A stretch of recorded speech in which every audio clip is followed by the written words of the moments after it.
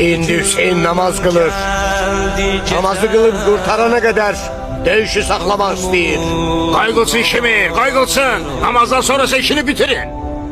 Doğrudan siz Hüseynin namaz kılmağına icazə vermək istəyirsiniz? Namaz kılmak vacib de oğlum. Biz vacib əmələ qarşı çıxa bilmərik. Onda döyüşü uduzdunuz. Anlamadım. Bu insanlar Hüseyin'i öldürmeye gelirler. Çünkü Hüseyin'in dindən çıxaraq kafir olduğunu düşünürlər. Hüseyin'in namaz kılmaq için döyüşü dayandırdıklarını görseler, onda başa düşəcəklər ki, aldanıblar. Maraqlı yanaşmadı. Öyleyse Hüseyin'in namaz kılmasına hiç imkan vermeyin. Olmaz.